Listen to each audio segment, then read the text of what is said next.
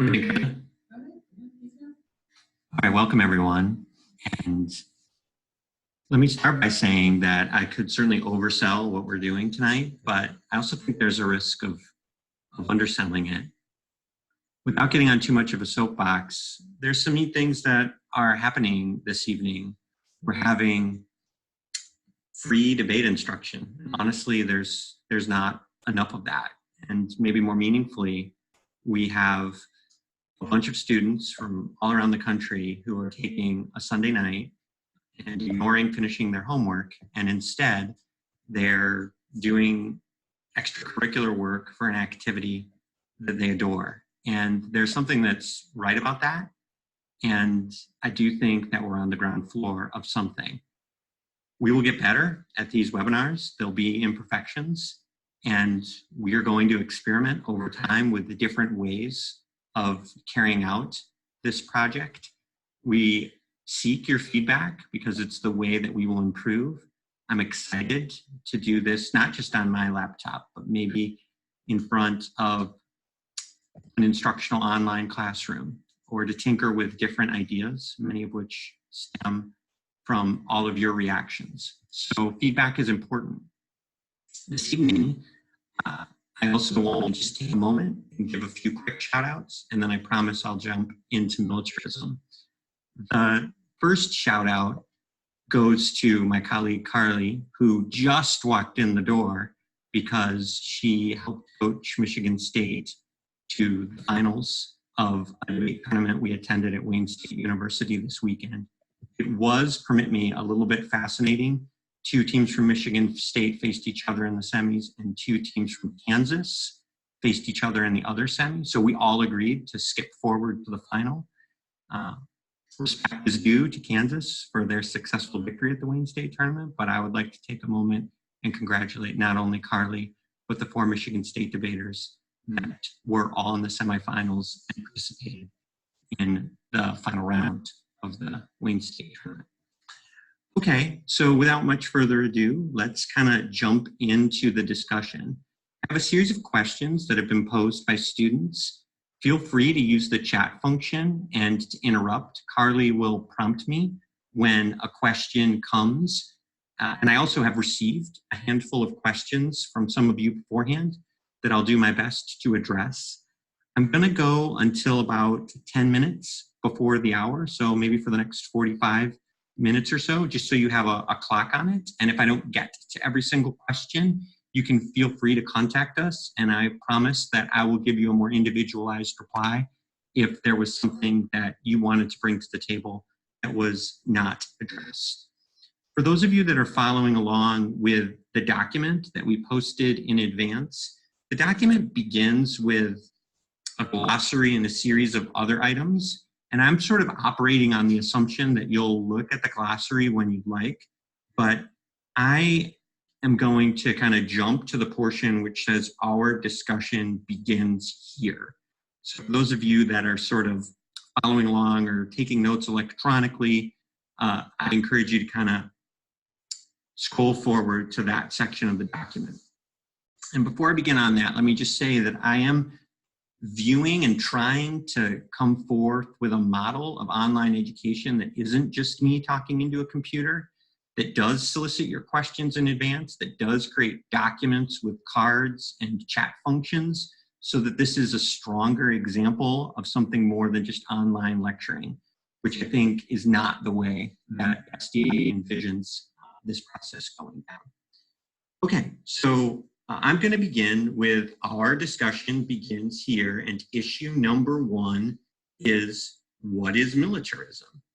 So I think this is a very fair question for students to pose, in part because the exact idea of what militarism is richly debated within the community that writes about this the most often. Academics from Professor Stav, and by the way, I'm not going to try to pronounce her last name and just refer to her as Professor Stav. Academics from Professor Stav to the people that write criticisms of her work, they all sort of chime in, and they start very foundationally at the question of, is militarism limited to just bombs and weapons and items that we conventionally think of blowing up and armed forces? Or is it more complex? Is it a mode of thought? For instance, can one think militaristically when they're engaged in road rage or they're frustrated even at a debate tournament? And how broad the concept of militarism is one of the big concepts that I kind of wanted to tackle in this evening's webinar. The first piece of evidence that appears in that document from Professor Stab is just an admission from the most popular negative author that the concept can mean a lot of things. And I think the one thing I wanted to solicit were the items that came under the next header, which said, what are the most relevant questions for a debate round? What I've noticed and what some of my friends in the high school coaching community have told me is that the Militarism Critique, which came out at the SDI, which sort of featured a piece of evidence from Professor Stav and had a link to arms control and arms sales, is being used for all different stripes of criticisms. One could say that arms sales prop up the conventional, narrow understanding of military in a bombs and armed forces sense. But one could also sort of say that it kind of props up the broader concepts. And there are upsides and downsides. But I think it's an evolution that we did not anticipate during the summer at the SDI to see those link cards used to defend all these different modes of violence that we had not anticipated. And one thing that debate camps don't do enough of is to check back in during the season and talk to students about how arguments have evolved. And there's yet a lot of potential for that. In the old model of debate camps, it made a lot of sense not to check in again. But as we start to move towards models like this, where we can kind of reach each other with greater ease and interaction, we can start to talk about the ways that arguments evolve. There's a series of or questions under that header in the document, which say, is my opponent defending a very broad conception of militarism? For instance, is militarism inclusive of racialized and gender violence? Is the logic behind it a more militarized form of logic? Well, if so, then the negative can certainly claim that their militarism critique captures a much, much broader impact. That comes with some baggage because it's much more difficult to solve all forms of militarism and the broadest conception of the idea. And it's harder still to argue that the affirmative's decision to decrease a small set of arms sales might have as broad of an effect as some of the impact cards are discussing. So that sort of led me to encouraging students as sort of the first pro tip to start to ask CrossSex questions that sound basic, but are one of those basic but probing style questions, which is like, what do you mean by militarism? Is militarism, under your understanding, inclusive of X? Is it inclusive of racialized violence? Is it inclusive of gender violence? Is it only inclusive of troop movements or arms sales, etc.? Those questions, I think, actually are important and could frustrate the negative in certain respects, because the negative may be reluctant to go in either direction. They certainly would desire to say that their critique includes the broadest impacts, but they would also be concerned about some of the baggage that I mentioned a moment ago, that it would be hard to defend an alternative or hard to defend a link argument that sort of captured all of those concepts. I'll pause there and see, Carly, have we solicited any questions yet? No, the chat is quiet. The chat is quiet. Do not be afraid to pose a question as it relates to the chat. So I thought that the next piece of evidence in the file from maybe and Vukacek, my apologies if I pronounced that incorrectly, was sort of intriguing because they were the first set of authors that I saw that were willing to tackle the question, what does militarism mean? And they, of course, say that it's just their definition for the purposes of their academic work, but they do a nice job of outlining a series of different understandings of militarism, which I'm going to translate from sort of academic journal speak into English. The first one that they defend is what's called exceptionalist militarism. And without getting too in depth of the whole backstory, there are a lot of prominent critical scholars that write about the state of exception. And what they mean by that is that sometimes rules can bend, especially amidst an emergency or a security situation. And the rules can be kind of recrafted however they would like. And exceptionalist militarism, as these authors sort of describe it, jumps on that concept and says one mode of militarism is the kind of militarism that justifies its actions when there is a new crisis, a new emergency, a new security outbreak or situation. Then they describe nation-state militarism, which I think I would translate in English as just the second bucket, which is just like standard modes of government power, especially that express military power. And they draw, I think, an important distinction that might be valuable to understand on any critique, which is a third bucket called civil society militarism. Civil society is a phrase that people hear a lot when they're reading a critique article or in a debate round, and it gets thrown around a lot without people defining it. I've defined it in the glossary, and I'll loosely redefine it as actors, potentially powerful actors, that exist outside of government but can still shape things.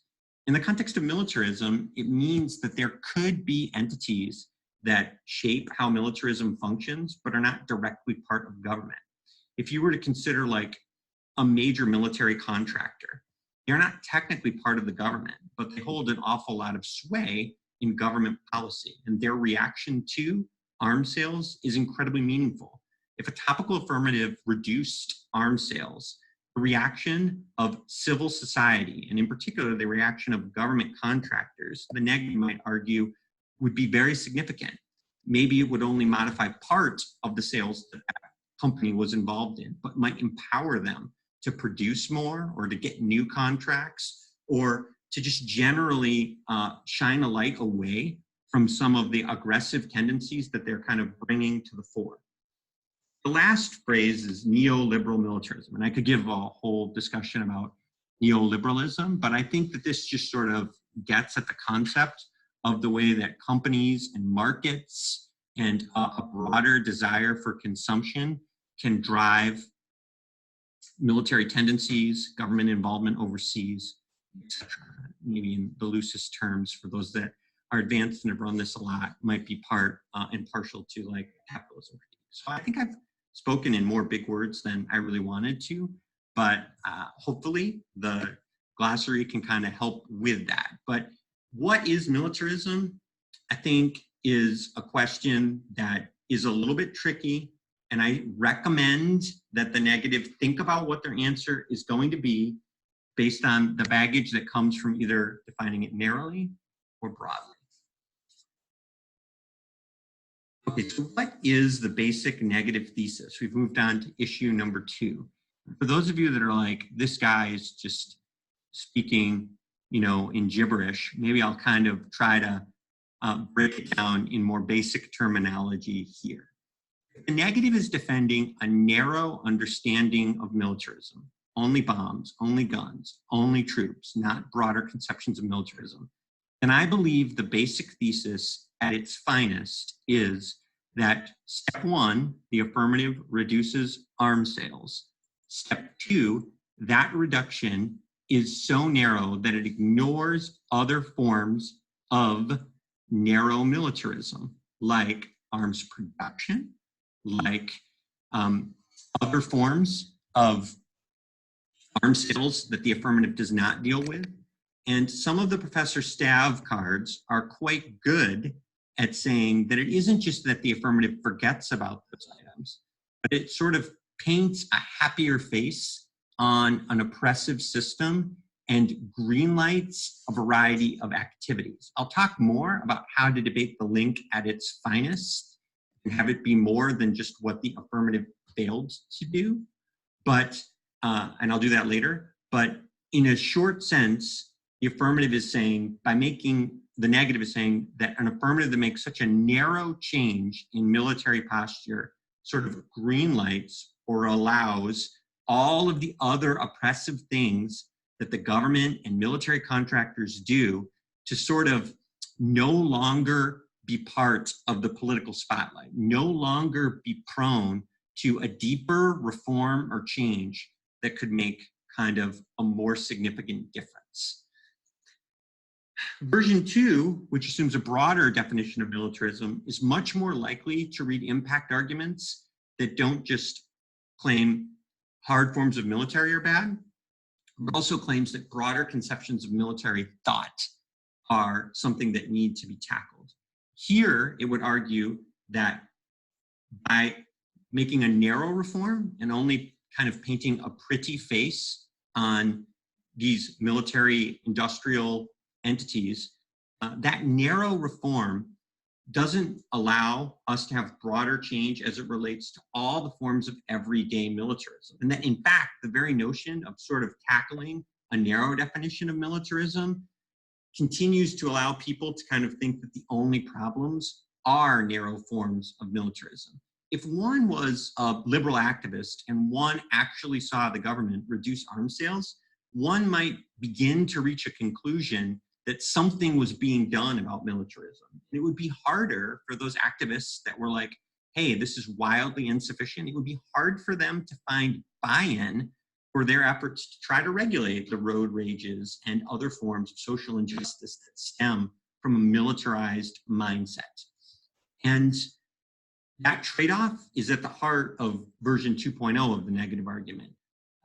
And basically it just argues that we need to change our entire thinking of militarism and think about it much more broadly, and that the affirmative buys off that sort of broader mode of change. So. I have a question from Sashi. Hi, Sashi. Go ahead.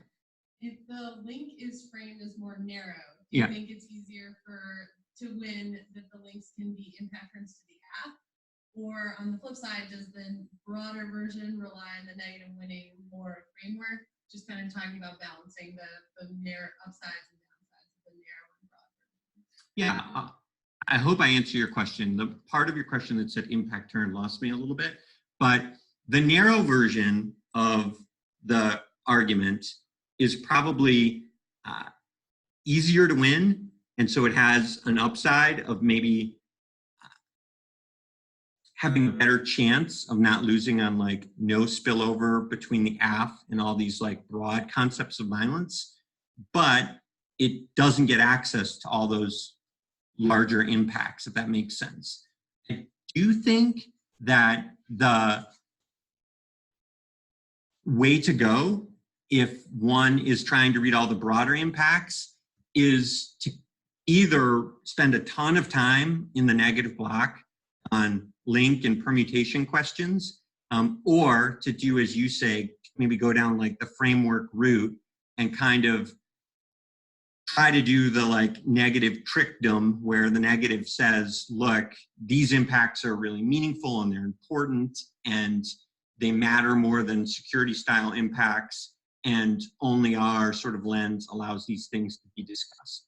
I would rarely view, just to latch on to part of the question as I understood it, I would rarely view the entire position as an impact turn. I would argue in most instances that the affirmative fails and makes problems associated with the military worse. So I would kind of categorize it in the link turn bucket as AF fails, which should really be the heart of the negative argument. The heart of the negative argument, I probably didn't say this enough when I explained both versions, should be that there are like broader root causes at play, and whether or not it's a broader mindset or just the power of the military sector, that the app is very unlikely to solve because it's sort of just a drop in a broader bucket of filled with other modes of militarism. And I think I would really rely a lot in the narrow version on you do not solve / root cause. And in the broad version, I might use some of the K tricks that your question hinted at. So if I did not answer your question, Sashi, or if Sashi's question inspired other people to ask follow-on questions, feel free to pose them to Carly. Is there more on that, Carly? No. Okay, so There's a new header which says, but really, what is the best version of the negative link? And since I think a lot of you are intuitively like, I am confused about the link, let me outline what I believe the strongest talking points are on the link. First of all, I do think that there's some okay evidence from Professor Stav, which says that when we have a political intervention, a plan that deals with arms sales, that sort of buys off movements or other policies that could more broadly deal with production or arms reduction. Let's just back this up a little bit. Let's say that one is Boeing or Lockheed Martin, and you produce military equipment for the government, right? Now, even if you're not making a weapon in the conventional sense of an arms sales, you are producing fighter jets and other hardware for the military. And if the left were to rise to prominence, and there's a 2020 election coming up with candidates that are way to the left of the industries that I just described, there could be at some point in the medium term a real push to reduce the amount of arms that are produced, that are contracted, or even the amount of weapons that the United States has in storage.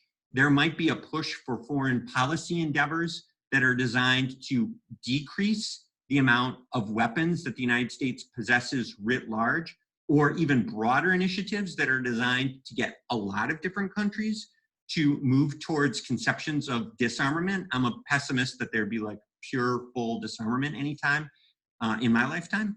But the point is that all of the energy for that could be sapped if there was a more narrow targeted intervention to reduce arms sales to country X or in situation Y. And it is true when you think about the politics of the country that there are often times when issues have their moment in the sun. It's very, very unlikely that a president would tackle healthcare in some narrow sense and then come back to tackling healthcare again in some broader sense 2 months later. It's not theoretically impossible, but usually there's one bite at the apple because it's difficult to create change on some of these questions, and that change is usually comes at a cost of other issues that you could consider being involved in. And so a set of leaders, be it the president, the government, etc., doesn't want to get pigeonholed in terms of like only dealing with one issue for the entirety or duration of their administration. And so there's a real argument to be had on the political spotlight is finite, and that the political spotlight could emerge and be broader than just sales alone, and could deal with arms control, could deal with arms production,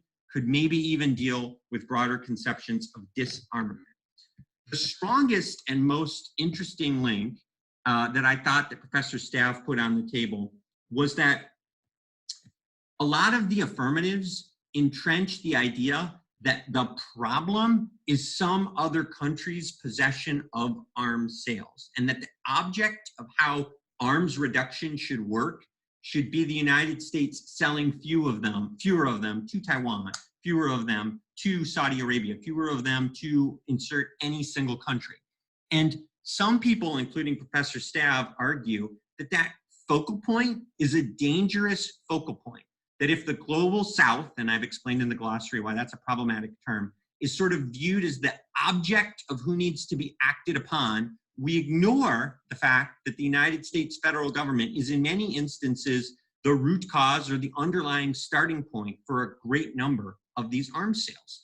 And so the argument that should be made by the negative to make this a little bit less of a link of omission is to say that the plan commits to acting towards a country and commits to sort of having an approach that is designed to be other nations are the issue and the way that they will use weapons is the problem. And a lot of people say that committing to that starting point trades off with committing to a different starting point, which is just that the United States federal government is producing and pushing and possessing far too many of these militarized forms of equipment, weapons, etc. I'll pause there for a sec. Anything new? There was kind of a request to talk a little bit about how to tailor it to specific apps. Right. Okay, so just to repeat that, there was a question on the table of how to tailor it to specific apps. So first of all, if the affirmative deals with a country in the global south, I would sort of highlight and emphasize the warrant from the Professor Stav cards that I just mentioned, that affirmative is sort of intentionally buying into the logic that I just described, which is a very specific example of how a country that is quote unquote lesser developed is being deemed to be the problematic actor here, when in reality that sort of inverts the power dynamics, and that in reality the problem might be, you know, the global north or the United States in this instance. A little bit obviously depends on the affirmative. So tailoring it to me comes down to arguing what the root cause of the affirmative is.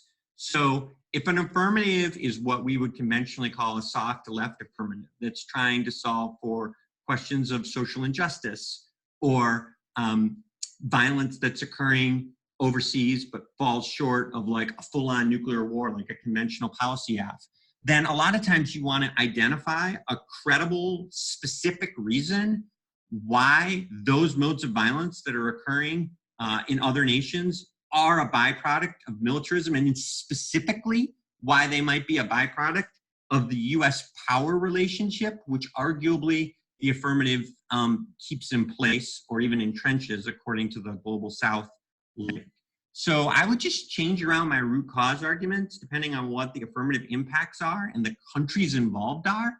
And I would basically have like a 2NC 1NR document that basically says we control the root cause of the app, and then I would like insert a different analytic reason why every single time, trying to either pair it back to a country link or the global north distinction link that I kind of just articulated. Okay, so I sort of made up some quizzes for you, which is the strengths and weaknesses of version 1 versus version 2.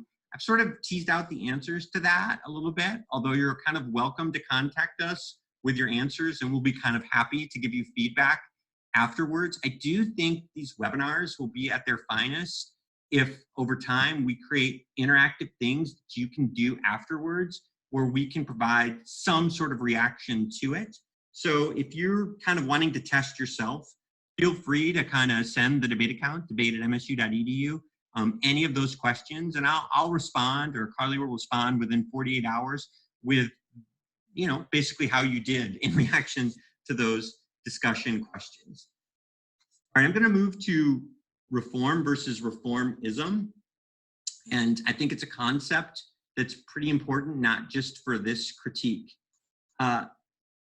So I do kind of want to talk about the first piece of evidence from a guy named Michael Kazin, who works at Georgetown. And in general, if you can read stuff from Michael Kazin, he tends to write in very blunt terms.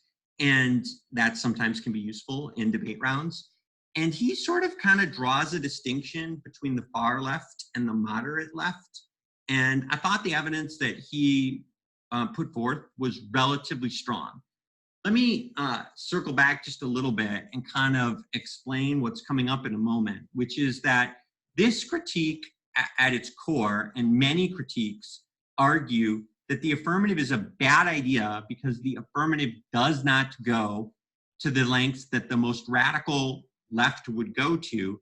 And in doing so, and in being more moderate, it isn't just a question of what the affirmative doesn't do, but the fact that it kind of entrenches business as usual.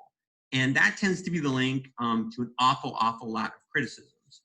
But is Bernie even far enough left?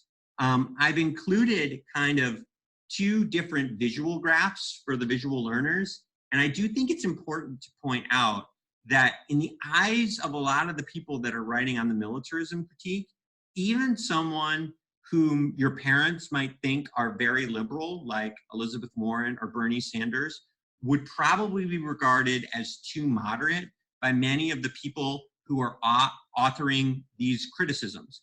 And here's what I mean by that. Those authors would be very, very concerned that anything which entrenches the North-South dynamic, anything which uses conventional government reforms, business as usual, sort of locks in a conventional approach to these matters when a very radical measure is utilized. And the reason I included two different versions of the political spectrum, one that you've probably seen in like a high school government class, which is just straight across, and one that is the horseshoe theory of the political spectrum. I included that for a reason, and that's because I do believe that one of the easiest ways to kind of think about the critique is that at both ends of the horseshoe, you oddly see the most conservative people that you could ever read and the most liberal people you ever read agreeing that the government is bad. Think about the most conservative person that you know or that you ever read an article from. They don't want the government in their business. Oftentimes they think that it restricts freedom or that the government will just kind of make bad decisions that decrease individual liberties. Those people don't agree on a lot of questions with the super far left, people that are writing a lot of critical and cultural theory. But one thing that the critical and cultural theory sort of extreme right, extreme left agree on is that we should move away from the state. And in some ways that's an opportunity for the affirmative, but in some ways it's a dangerous thing to forget about when you're affirmative. So the anti-state, anti-government people are almost meeting on both sides of this. There might be someone that, for instance, on the far right would say, why would we ever be involved in arms sales? We shouldn't really be doing anything with other governments, nationalism first. There might be a whole different set of reasons why there would be an agreement on the policy outcome from the far left, but the outcome might be the same, which is that why would the government ever be involved? The United States would just utilize its arms sales as part of a project of imperialism, cultural domination, militarism, etc. So I do think the political spectrum is more of a circle than it is a line. And I do think that makes for a very interesting question that affirmatives should ask, which is, what would it mean for us to be transformative? Why don't we go far enough? And usually the answer in a lot of these debates is because you use the government, the state link, because you do business as usual. What's business as unusual? And that cross-examination point, I think, is very, very important. I do write out for you, and I won't really read it back at you, kind of an example of a cross-sex thread that you could ask, which is like, why is the affirmative reformist? The affirmative at their finest should always disagree that they are business as usual. The affirmative is self-evidently not business as usual. The affirmative is obviously a deviation from the status quo. And maybe more meaningfully, the affirmative at its finest should not just point out the fact that it's different from the status quo, but thematically, I encourage you as like the next pro tip to write down, think about every negative link you could have run against you when you are AF that defends the politics dissent. Think about all the different sectors and people who would be angered by your affirmative. In the same way that the negative is trying to say, oh, you embrace a broader theme of militarism, the affirmative should point out all of the different constituencies that they anger, and they should say, this is proof that we operate outside of business as usual. Do, for instance, arms suppliers and the military-industrial complex dislike the AF, then maybe the affirmative is a strong move away from corporate governance or capitalism. Do conservative politicians that are pro-hawkish dislike the affirmative? Maybe the affirmative moves away from neoconservative mentalities. You should point out that you aren't just different from the status quo, but that thematically you are significantly different in a way that allows the affirmative to be a theme. And that is, even if we don't claim an advantage about the military-industrial complex, the fact that the military-industrial complex would dislike the affirmative means that we might be something radically different than business as usual. If you believe that those entities, negative, are powerful, then how would the affirmative be business as usual? And that there are debates to be won in not just militarism rounds where the affirmative just pushes hard on we are not business as usual, and your reformism links assume that we are. One thing that I've never understood the answer to is how the alternative also goes far enough. If the examples that are given to the affirmative is like, hey, you're too business as usual, think about what an alternative would need to be in order to not be business as usual. The Heiner card is sort of fascinating in that it spells out all of the many, many things that one would need to be in order to be a truly radical break from the status quo. And I could almost always see the affirmative saying, if we don't go far enough, does the alternative tackle ableism? Does the alternative tackle all of the softer modes of militarism that we talked about? Does it tackle violence on the playground and bullying and road rage? Like, how does the affirmative sort of serve as the only entity that doesn't go far enough? And negatives should, I think, have a good answer and be prepared to why they are transformative and why the affirmative isn't. And the affirmative should pivot and sort of say, if we're not transformative enough, maybe you aren't either, because you aren't extreme enough either. Okay, any more questions? Is there a way that you can use any vagueness in the negs answer about what the alt is to help the app? So the question is, can a vague alt help the AF? Okay, I think so. I think that the way to kind of spell that out is to, first of all, go with the question that I just posed, which is, you know, how would this approach tackle specific questions? So if an alternative is really, really vague, and then it's claiming to solve for every mode of militarism, you can immediately begin to push on questions of how, okay? And then I also sort of think that there's just the classic indite of vague alternatives, which is just like, unless they spell out specific steps, the negative has done such a good job of explaining how powerful militarism is that it might demand a concrete and ironed out solution. So I think you should just be like, it fails, all right? And if it's trying to do everything, then if it's successful at doing everything, then it can probably withstand the affirmative, which is really a relatively small example of militarism. Any additional questions on that? Do you have a recommendation for a specific alt that would be good and would solve well? Do you have a recommendation for like a more concrete or specific alternative? So I guess I would start by saying that in preparing for this discussion, I looked through 5 different files, one of which was the SDIs, and there were 4 others that came out at different camps. And there's so many different options there that I think I would sort of leaf through them. But in order to get on top of this at its finest, I really think the way to go is research, which sort of suggests that change outside of arms sales could emerge either in the status quo or with a little bit of a nudge. I think you need to kind of investigate literature that's about production, reductions, or disarmament in some way. If that's sort of emerging in the SQO, I think that that's a good place to go.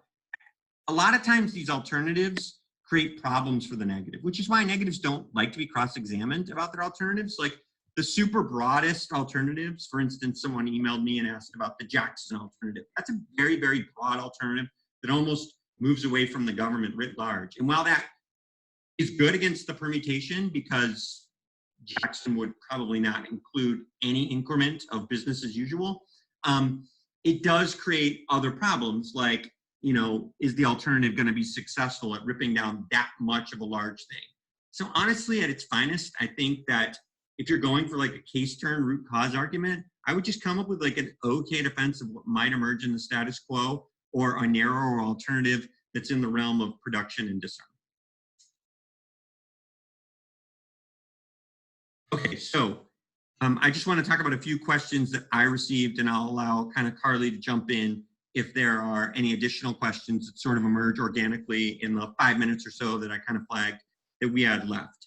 So one of the big concerns that was on the table was, how can this argument not be a link of omission? And this kind of comes from a perspective of a negative that's just worried that they would lose on the permutation. That's a very, very valid concern.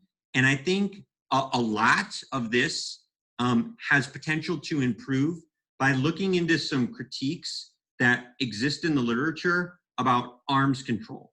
In the real world, when 100+ countries get together and they talk about arms control, it sort of mirrors some of the fights that exist when 100+ countries get together and they talk about climate change, which is there's a fundamental fight at play between haves, and have-nots. So some people critique the very notion of climate policy by arguing that uniform restrictions or reductions on climate emissions are a little bit unfair, because if one is a country that did not contribute a whole bunch to the problem of greenhouse gas emissions, then why should that country sort of agree to halt their development of these issues when all these other countries kind of overdid it, the United States, China, and they sort of created the problem in the first place. In short, in more industrialized nations of the world got to experience the upsides of emitting a whole bunch. So why should everyone uniformly agree to cap emissions? Why shouldn't the industrialized nations sort of bear more of the responsibility for that? Now, that's a long lead into the analogies that I think exist in the arms control literature, which is that a lot of people think that the United States, the former Soviet Union, now Russia, and a variety of other militarized nations have gotten a lot out of the fact that they have weapons. And now these countries want to tell other people not to purchase arms or not to acquire advanced weaponry. And all of that can sort of cement an asymmetric imbalance in the world. There's two ways to look at the affirmative. One way to look at the affirmative is like, it's a nice lefty liberal thing to do, which is to kind of say, hey, there should be fewer bombs in the world. Another way to look at the affirmative is through the perspective of a nation that does not have as much power, that is in an asymmetrical power dynamic, and is hearing these feel-good stories that there should be fewer bombs in the world, but has not gotten as much geopolitical might, power, and all the things that flow from that, including economics, etc., because they can't be as powerful on the world stage without as much militarized equipment. And so a different way to characterize the affirmative is cementing the relationship between military haves and have-nots. And the decisions are fundamentally being made by the haves, in this case, the United States federal government. And I do think that there's some room to play in your research with arms control literature that is designed to say that there is an asymmetrical imperial imbalance in the broader effort to sort of continue to allow some, but not all countries to have advanced weaponry. Any closing questions? So there was a question about the card that Professor Stab says, where they say that they think that having arms sales to Saudi Arabia is a good idea. And given that, how does the neg still win that the plan does more harm than good? I don't think that Professor Stab, I, by the way, emailed Professor Stab, and if I get a reply, I will share it with the group in a future webinar. I might even pose that specific question to Professor Stab. At any rate, I don't think that Professor Stab, to be clear, thinks that specific weapons in Saudi Arabia are a good thing. I think Professor Stab is all about the process of what one does and how broad the solution might be. So yes, the affirmative, I think, could credibly say it would be nice if there were fewer specific kinds of bombs in Saudi Arabia. I don't think that that's a wild contradiction. I think Professor Stab would defend an alternative or a uniqueness argument or just a hope that that would be solved by whatever the negative was defending. The problem is that for all of the arms sales that are out there, for all the arms production that is out there, for all the advanced weaponry that's out there, for all the non-disarmed bombs that are out there, does the affirmative take the spotlight away from that by being reformist as opposed to kind of dealing in more transformative approaches?